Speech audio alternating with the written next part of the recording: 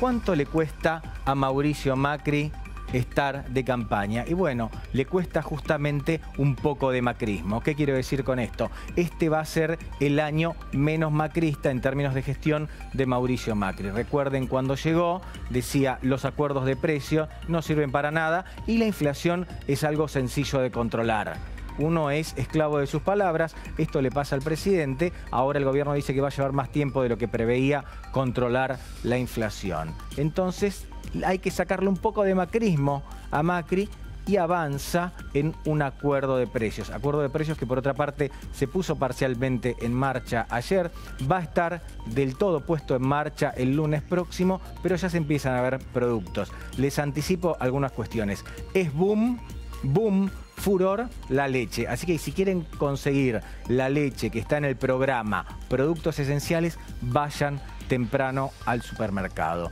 Pasemos ahora a cuánto le cuesta la campaña a la expresidenta Cristina Kirchner. Ustedes recuerdan naturalmente la gestión de Cristina Kirchner y cómo se comportaba Cristina Kirchner en muchos aspectos. Ojo, porque la memoria tiende a recuperar los momentos buenos y reprime los malos. A Cristina Kirchner le gustaba hablar mucho, era verborrágica. Es verdad, no daba conferencias de prensa, pero hacía discursos muy pero muy largos. Y resulta que tenemos a Cristina Kirchner como ella lo muestra en la foto. Silenciosa, callada. Ahora va a sacar un libro, lo vamos a tener en librerías el viernes. Pero ¿qué ocurre? Cristina Kirchner sigue el método de Napoleón, que a su vez creo que Napoleón lo había traído de China. Si ves que tu enemigo se equivoca, no lo interrumpas. Y ella, callada, no quiere interrumpir a Mauricio Macri. No es que Macri se esté equivocando, pero los números dicen que no tiene tanta aceptación como, por ejemplo, en el año 2017. Y finalmente, el punto que más me duele a mí. ¿Cuánto le cuesta la campaña a la justicia? ¿Sí?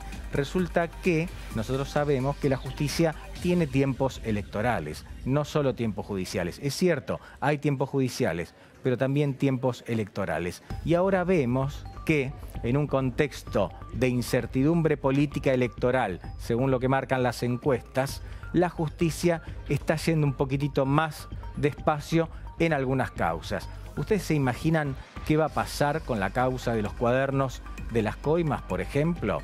Si Cristina Kirchner es electa presidenta el 27 de octubre, no lo sé.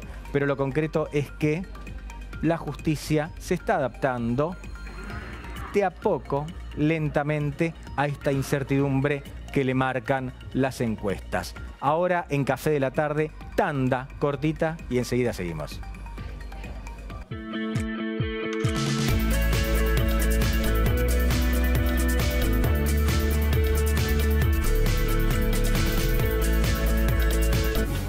Estás viendo La Nación Más. Esta es tu mente. Quítale ajustarse las compras, elegir en qué gastar, tu blusa manchada, tener que